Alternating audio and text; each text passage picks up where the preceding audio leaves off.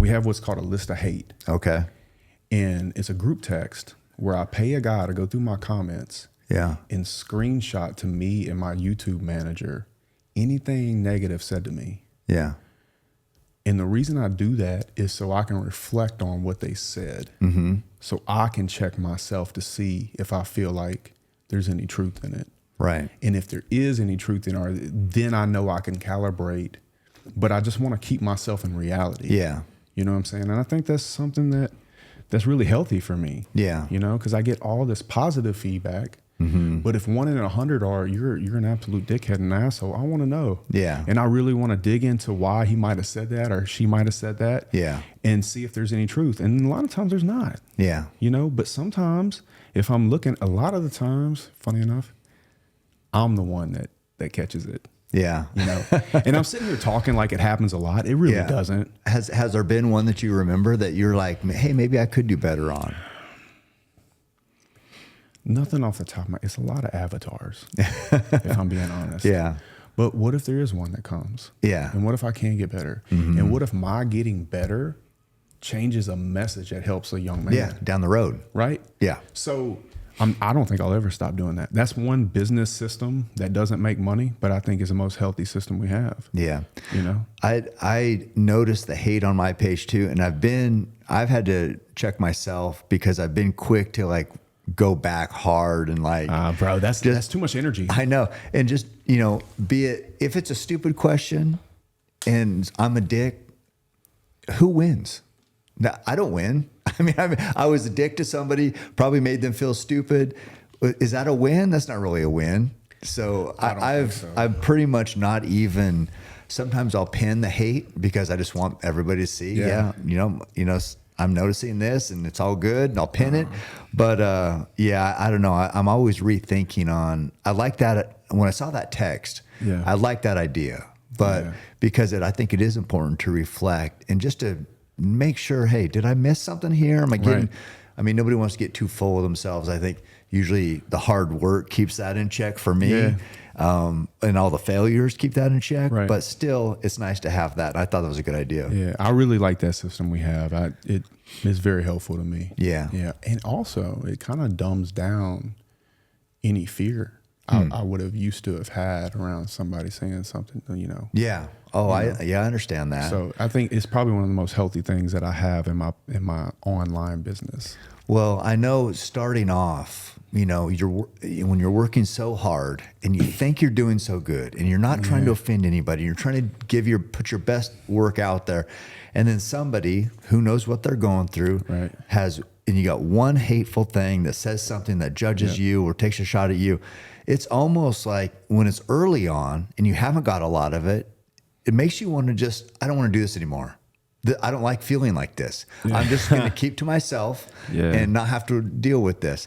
And so there is that time. Of course, now it's easy. You know, when you get 100 and one of them's negative, it's easy to ignore the one. But there was a time I remember when that hate actually hurt.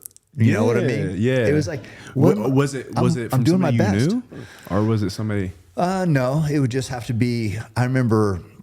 So this was about 20 years ago. I was editor of this bow hunting magazine, and how it worked was I would write articles, and I loved writing adventure articles. So those are generally long articles, sometimes 7 pages in the magazine. Damn. And then because advertisers knew I was the editor, and it was kind of this, we were a new magazine, they'd say, well, we will advertise, but we want Cam in our advertisement. So turns out I was on 7.5 pages of the magazine, then I was on 3 or 4 ads in the magazine. And then there's people, you know, because bow hunting and hunting is, you know, it's a male dominated sport. Males have egos. I get it. They would see pictures of me and they'd be like, fuck this guy. I want to kill a good animal and I want to make in the magazine, but he's on every damn page is kind of how their perception was. So this guy wrote this article or wrote this letter into the magazine and it said, if I see another picture of Cameron Hanes, I'm going to puke. Yeah. 20 years ago. Yeah. They sent me the letter, and I remember sitting there. It was, I think, Jeremy from Utah. And I remember that. And that, I mean, I was busting my ass because I was doing the editing after my regular job and like up all night and do my best. I'm like, oh, these advertisers believe in me and this is amazing.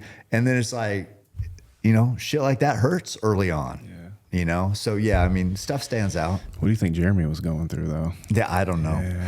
I mean, hunting is hard. So most people fail hunting. So I get it. And killing something big in something that's so hard to do already, and then getting pictures high enough quality to make a magazine. You're, you know, if you say killing a bull elk, 10% of the guys succeed. Maybe 1% of those, or less than one, kill a big bull.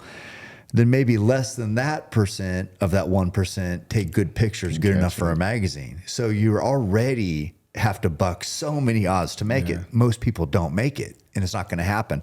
So I understand that there's jealousy and there's ego involved, and that's kind of what happens. But when you're the guy busting your ass, you take that personal. You know, in that particular situation, the first thing that comes to mind for me is that they're going to want to say that you're going on guided hunts or you're paying, you know, you're shooting them in a pen or whatever it is. And, you know, I wrote something in the war room the other day. I told the guys, I said, you know, everybody was doing their end of year, what we call Tales of Victory. And I was talking about my real estate stuff. But one of the last things I left them with, I said, gentlemen, like, just remember to stay in bounds while you're crushing it. A lot of people are going to think you're cheating. But what's really going to burn them is when they find out they're getting outclassed. Yeah. And I think that's really true because people want to think that you're cheating sometimes, especially if they're hurting. Because a lot of those people are doing their best. Right. You know, and that's painful for them, and they're living through that, and they're angry. The dude wasn't angry at you. Yeah. He was upset with the situation. Right. Yeah. With where he was and maybe what happened that day. Who knows? Right. And maybe he's a good hunter. Yeah. But he didn't have that it factor that you had, or he didn't have the drive to write and then catch that good photo. Right. You know, and for that reason, a lot of times I feel like that's when people get attacked. Yeah. And it's like, even me reading it, I wouldn't be that introspective as you just were on trying to figure. All you're saying is, fuck this guy. Yeah. That hurts. Well, I don't want to do this anymore. Also easy for me to say when I didn't get the letter. It's always easy when you're not sitting in it. Yeah. Right? And at that time, I will say, so people and many people have said, oh, you hunt private ranch, you hunt the best place. I mean, you mentioned pen. I've never hunted in a high fence. But I've heard people talk about, not about you, but like that's what for people sure say. For sure me. But yeah. And it's that they will say that. At that time, I will say, all I hunted was public land. I hunted. And actually, Oregon is about the worst elk hunting state. Oh, you know that burn. In all of them. You know that burn, Jeremy. Take that, Jeremy.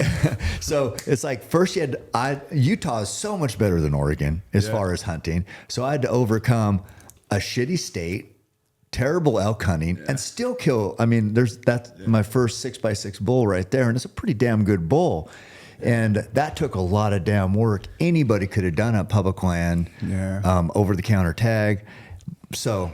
Yeah, I mean, you know, but that's when it hurts the most because you're like, holy shit, do you know how much the sacrifices I made to do this? But that's just the way it goes. You put your heart in it, man. Yeah. So now it's easier to ignore because, hey, I get it. Now I have more perspective on it. I'm like, I understand. I was somebody like that. You know, when I was coming up bow hunting, it took me 8 years to kill a big bull. There was this guy in town who was killing big bulls every year. And I think for like 12 or 13 years straight, killed a 6x6 bull or bigger here in Oregon. I'm hunting Oregon, so I can't say this is a worse state or whatever. He was hunting the same state I did. He was killing big bulls every year. I couldn't kill one. He'd killed 12 or 13. And I'm like, oh my God, I hate this fucking guy. Yeah. I hate this guy. And there's no way. Yeah. And it's like, it drove me crazy. So I was that guy. I know how it works. I know how men operate. You know what I find though is that once people develop, that they're okay seeing other people win. Yeah.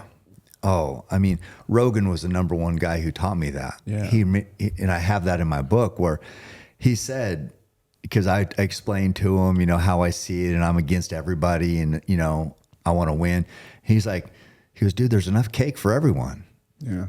There's enough cake for everyone. You don't, just because you're getting cake doesn't mean he can't have cake. Absolutely. And so that he was the one who taught me that, probably in 2014, which was, I was way down the road of life Yeah. to just learn that. But yeah.